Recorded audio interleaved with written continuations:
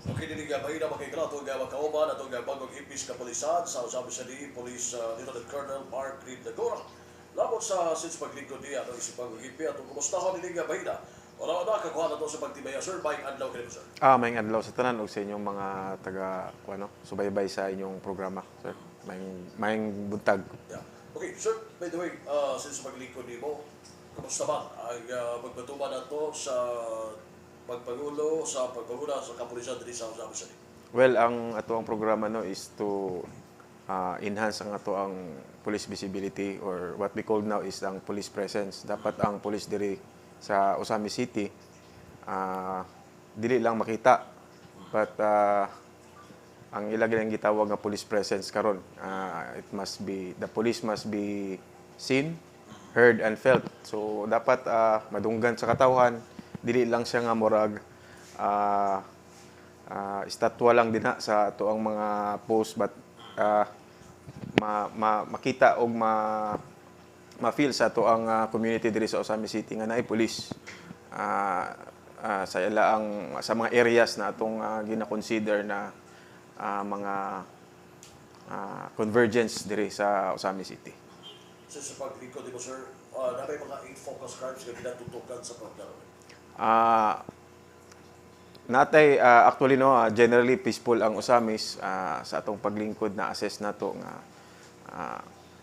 dili man kay nana kalala ang ato ang especially sa ato ang index crimes no ato ang 8 focus crimes nalang tay mga kuan sa public safety indicators kanang ato ang mga road crash incidents diri sa Osamis no. So ang ato ang local government unit ana in coordination with other agencies ay nanay mga steps to interventions para malesen ang ato ang road crash incidents. But generally ang ato ang area karon diri sa Osami City is generally peaceful and so dili ta kumpiyansa no ang ato ang kapulisan nagabantay perminti para masustain nato ang ato ang peace and order situation diri sa syudad. Oh, you mentioned the road crash incident, no?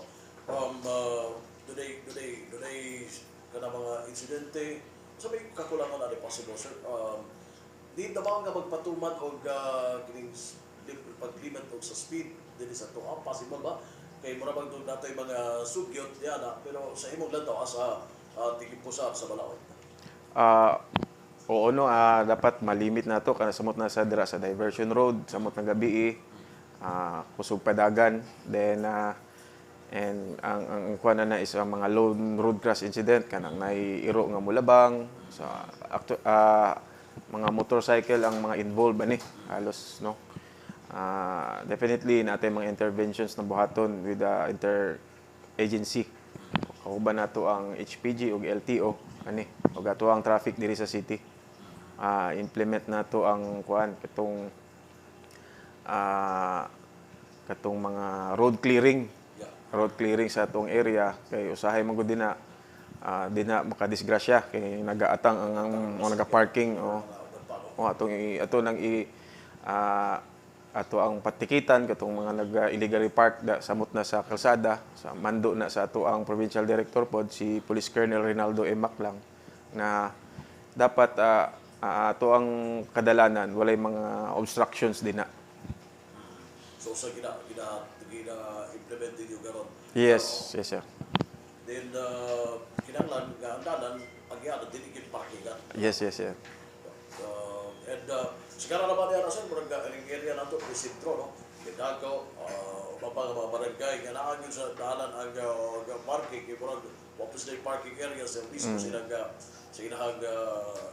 pinuyaran. I-expect nyo na atuan nang from time to time dili may na we will coordinate with the city traffic na to tsaka LTO para ma-clear na nga mga dalan kay dili na siya parking area.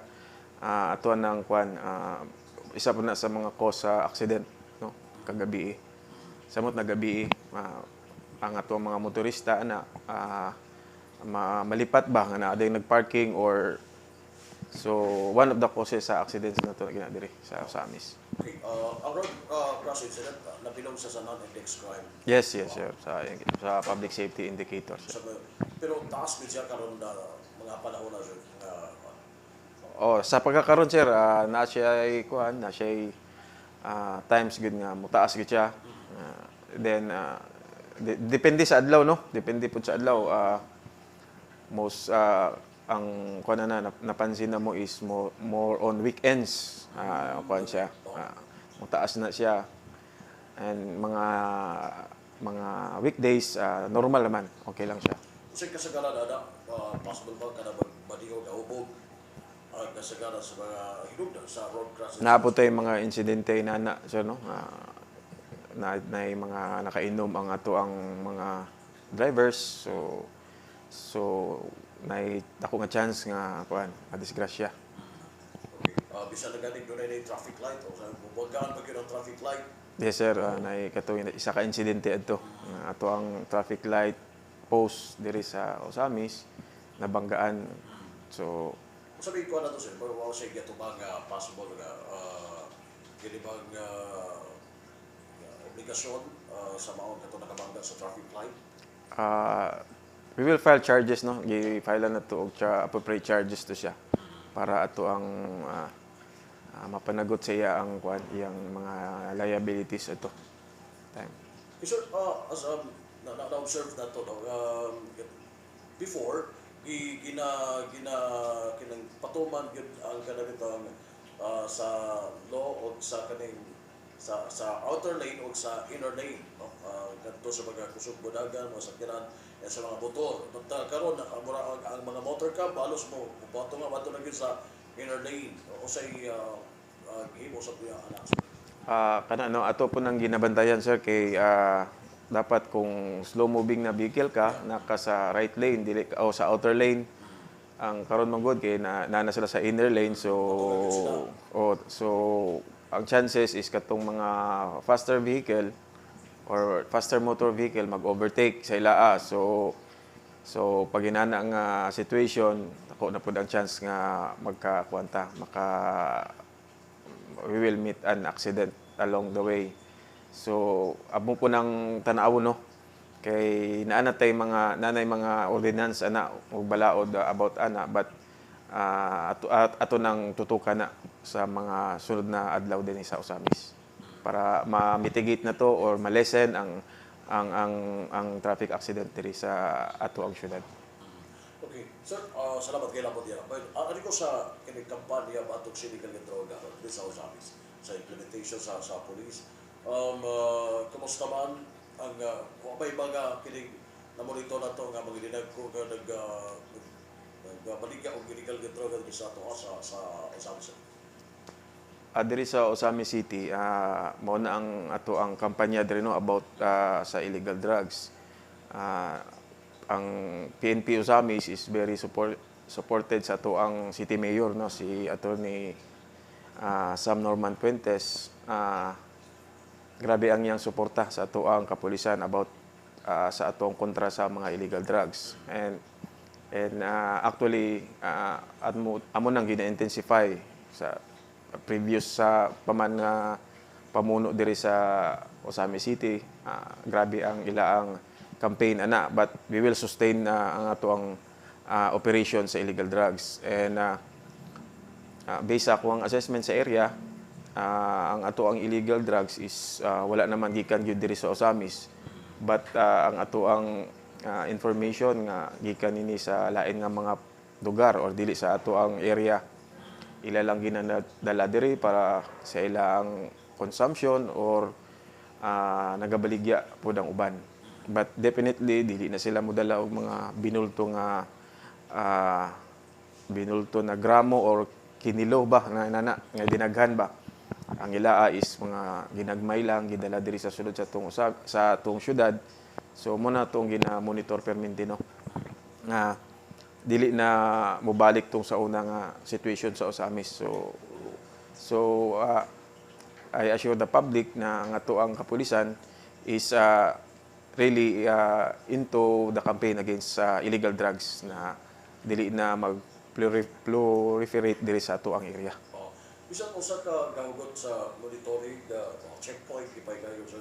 Nakagapoy makalusot no. Usa mga pamagi nila sa pagkalusot. Tapos gyapon kay nato yung mga kining previews nga mga niyo agi sa kining dagat Yung sa nato na sir, Borg Lisod ba, monitor na sila, labi na kung iagi sa dagat, Ah, kita sa kanila. yes, natay mga kuha na sir, no? Natay mga information nga na-receive ato po nang ginamonitor karon nga ang Usamis biya is isa ka coastal area pod, no? Taas pod ato ang coastal area na naagi mga possibility nga ang ato ang illegal drugs dili lang pinaagi sa kadalanan, giagi sa ato mga checkpoints, but naapod sa kanang gipaagi sa dagat sa coastal area.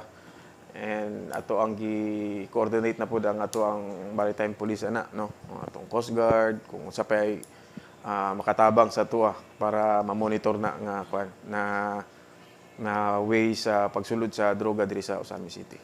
Pero wala yung good nga possible kung iagi sa mga dalan. Kaya dapat ko uban sir nga kining mga panel daw kasagaran niya na kanang tawag nga mga long distance ang biyahe kasagaran na magdala kay uban na suyog daan na sir kay magbiyahe no ano di ka tuog na yung sa nato na siya sir nga monitor na sila. Ato sir, ato ginana is sa checkpoints gina sila nato masikop then through intelligence driven operation kinanglan nagitay intelligence packet nga kana siya nga certain container van or sa bana nga truck nga nagadala na siya kay dili man nato ma-check isa-isa gyud mulabay, but ang atoa na is kung naay tay information or intelligence driven operation nga ani nagtip sa atoa or naay nagtimbre sa atoa na kana na naay possibility nga nagdala na siya, mo na ato ang tutukan, no. Then datay mga information pud na nga na-receive.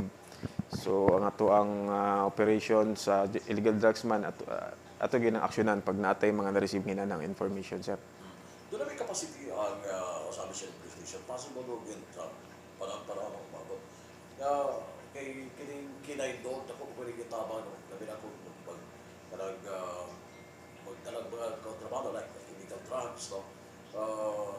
Di ka rin mo bago ba? Di mo ka rin mo nga naaday, no? Yun na lang yung mga situations. Doon na may capacity ato ang station or ang mismo si Osamis Occidental PPO, sir. Wala tay issued nga kuno kanang PNP K9 na drug detection dog ang tawagan na niya. Ang naaana karon sa unit sa PNP is ang EOD or sa ba ang K9 unit, EOD K9 unit na to sa PNP. But definitely diri sa Osamis wala tay nana nga capability, no, nga naatay K9 dogs nga mo-detect sa illegal na droga. But we can request siguro sa other agencies like Coast Guard or sa EOD K9 basig na sila'y mga inaana nga kwan na K9 dogs na pwede na ito magamit.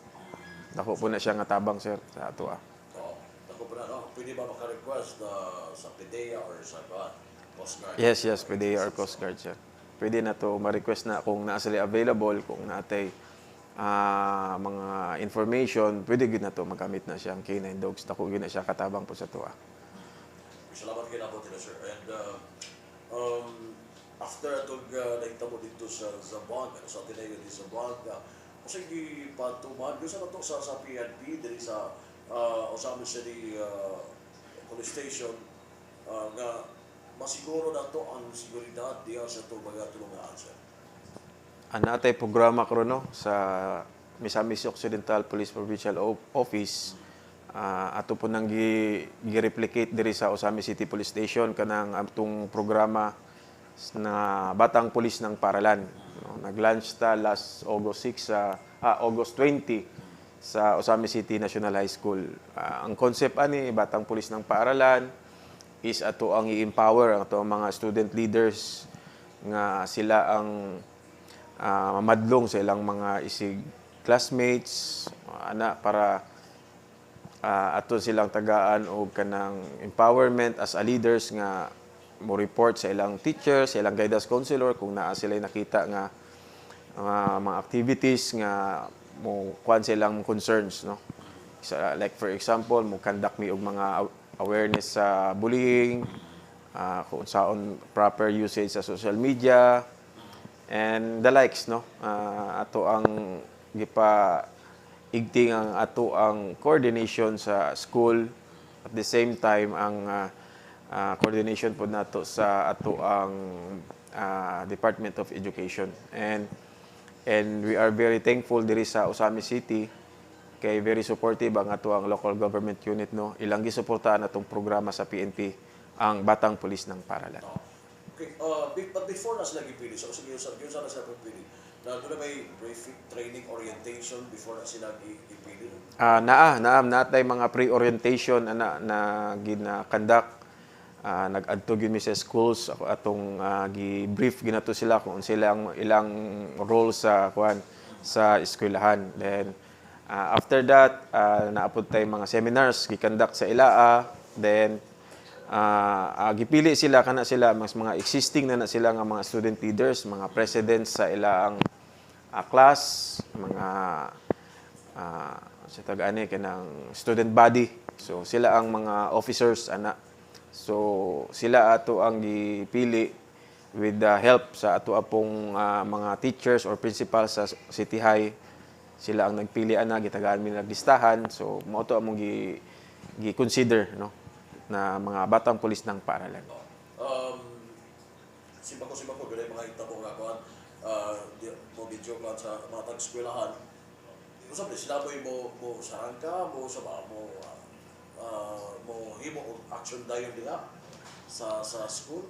Ang ato lang, no, sa about sa inaana nga mga situation is ang gihangyo lang sa police is ang coordination lang nato kung naa sila maka-report sila dayon sa ato ang sa ato ang kapulisan, o dili lang reactive ta, proactive po ta na. So kana siya mga prevention na siya nato ginabuhat nga dili na mahitabo no nga inato nga pareha sa Zamboanga, sa Tacloban, dili na mahitabo diri sa Osamis. So ang atong engagement sa ato ang mga schools, so ginatagaan nato nagprioridad, and ato ang police presence po din ha.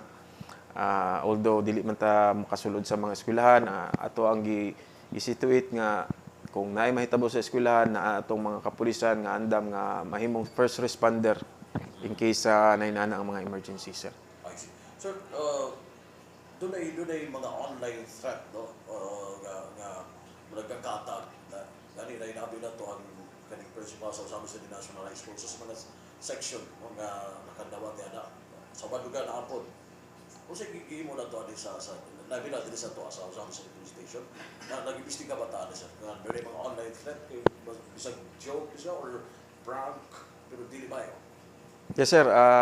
Last Sunday, no, we received an information sa atuag yung assistant principal diri sa Osami City National High School na alarma sila sa usa ka screenshot na ningkalat sa ilang group chat nga naay usa ka estudyante kuno nga iyang pamusilon ang iyang mga classmates, apil na ang mga maestra. So ang ato ang kapulisan, so ang ato ang initial nga reaction is nag-coordinate din ta sa ato ang schools. Then ato ang gikuha tong mga screenshots nila, and only to find out nga kato siya nga ga-originate nga post or katong iya ang account is gikan sa Dumaguete City, no. So ningkalat na lang to siya. So then timing katong Sunday daghan pug mga schools pod, no, na nakadawat og mga threat. Then kato siya gi-specific dinhi sa Misuok, katong Misamis Occidental National High School.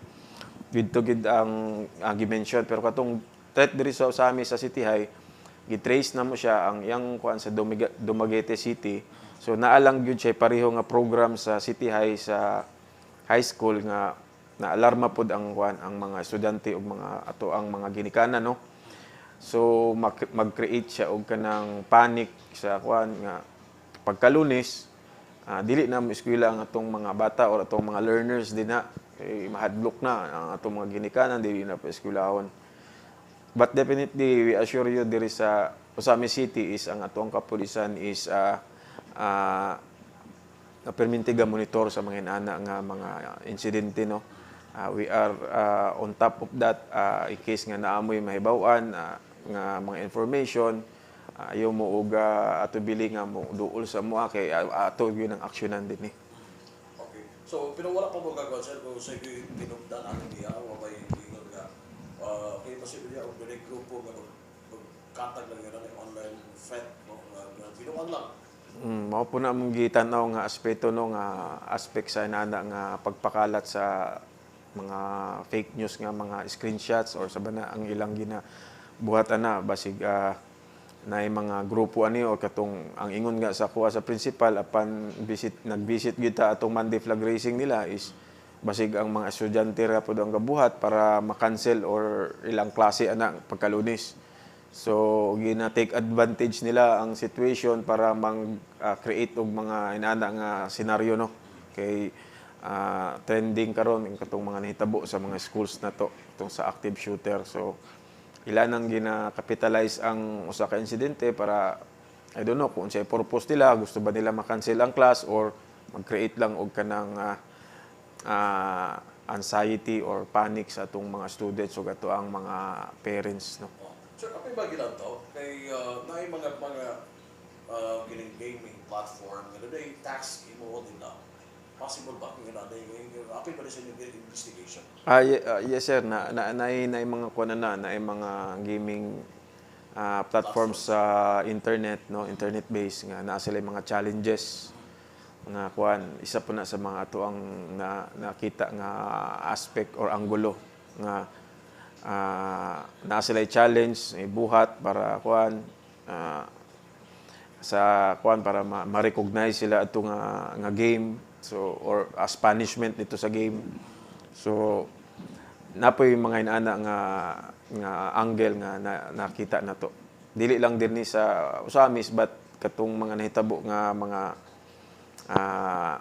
insidente diri sa Pilipinas no katong duha ka incident na siya na aspect na nag-contribute po na. Ang usapan sa police station, nag-rest assured yun, gana ay police, gadya, mismo sa matagtulugan, visible sila diya sa mga schools diri sa area in Usamis. Yeah, ato nang gikuan sir, ato nang situate nga ato ang police is apil na sila sa ilaang runda no kanang schools aron makampante pod ang ato ang mga teachers, ang ato mga students ug ato ang mga ginikanan nga naay mga estudyante nga misulod sa mga eskwelahan dili lang sa mga public schools. We assure also sa mga private schools din sa Osamis nga among paningkamutan nga mabisitaan maistorya na mo ang mga security guards kung in case nga naikuan tawag lang sa station, sa police station para makampante no ang ato ang mga teachers and schools and mga students nato din sa Osamis City. Sa pagbisita niyo sir, wala ba yung mga kontrabando na kuha sa mga schools? So far wala sa diri sa ato ang AOR sa Osamis wala tay na kuha na mga kontrabando. But na mo time nga makabisita, makastorya sa mga students, sa mga kabataan sir nga magpasabot no like kining armas, ni Mayo, yan na mo panahon sa yung pagbisita din sa mga schools. Kana sir kana atong programa nga Batang Pulis ng Paaralan apil na siya. Natay mga seminars, natay mga awareness. Yes sir. Natay mga symposium dira nato ipaagi sa atong programa para ma-reach out nato ato ang mga estudyante din sa Osamis City no.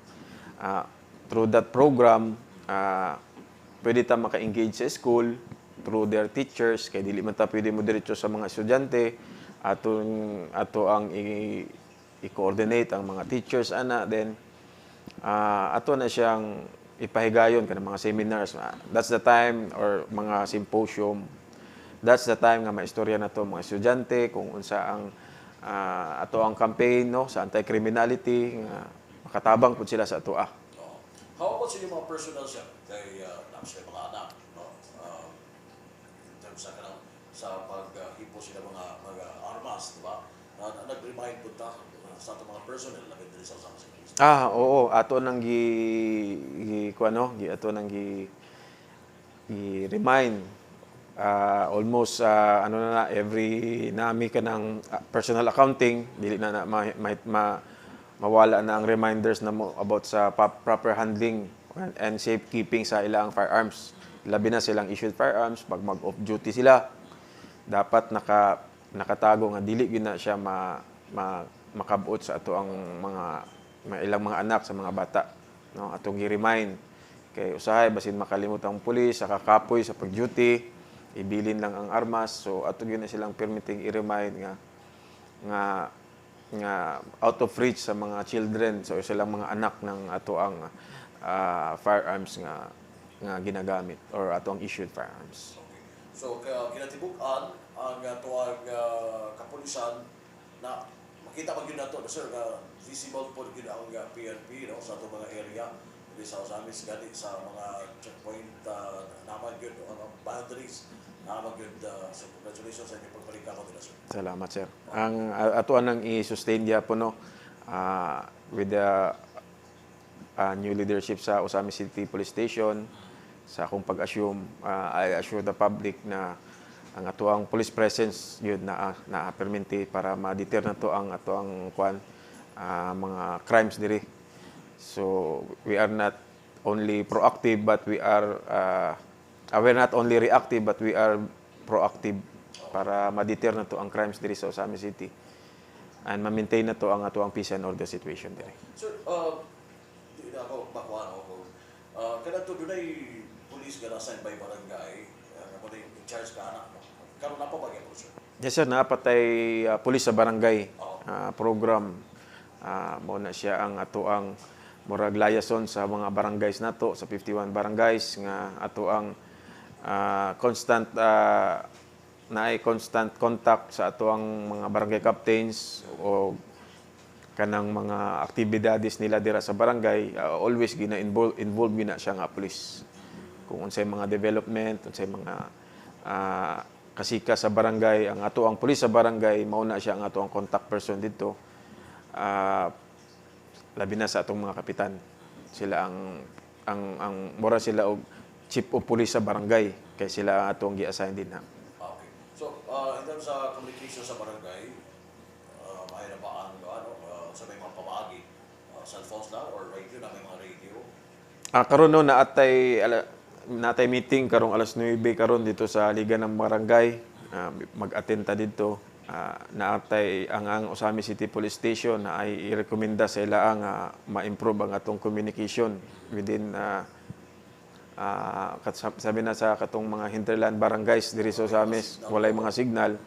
Natay gi-introduce nga application nga mura siya radio, katong Zelo app nga ginagamit mo na sa PNP, mag-create mi og another account, then amo ang buhatan og account ang mga barangay kapitan para mas paspas ang atong communication, no? Direct communication sa barangay ug diri sa atong police station. Kana siya kay at sa atong mga barangay nakita na to diri sa Osamis kay naamay kung walay signal na mga piso wifi. So ang balay ni kapitan na mga internet din na. So pwede na to na gamiton ng internet connection, internet based man to nga Zelo app. Pwede na to introduce sa ilaa nga mura siya radio ang kanana pero internet ang gamit, cellphone. Makatawag yun siya real time diri sa station kung naay mga emergency o naa sila mga assistance dito. So, dito kayo, no? Communication. Sabi lang, kinanglanan din natin dito sa mga iba ba, no? Sa kabukiran. Yes, sir. Yes, sir. Okay, sir, siguro kasi doon na kay additional information, taga, wala na mo na pangutan na, but gusto nyo ipabot na sa kabahan katawan, hindi sa Osamis, sir. Ato lang magpasalamat lang ta sa ato ang governor, no, si Governor Henry S. Waminal sa iyang suporta sa ato diri sa Osamis City Police Station, ang ato ang duha ka congressman, si Kong Indi ug si Kong Ando Waminal, and sa suporta pod ni City Mayor Attorney Sam Norman G. Fuentes sa ato diri sa Osamis City Police Station. Ang ato alang programa diri sa Osamis City Police Station is ang katong ganina akong giingon nga ang atong police presence, no, ato ginang tutukan and naatay mga programa pod nga ginabuhat karon nga masituit nako diri sa Police Provincial Office ug diri sa Osamis City Police Station nga ato ang pulis naa sa ato ang community naa sa ilang post 24/7. Then kung naay mangita og assistance, maka-respond mi og makaabot mi sa tama nga oras, no, sir.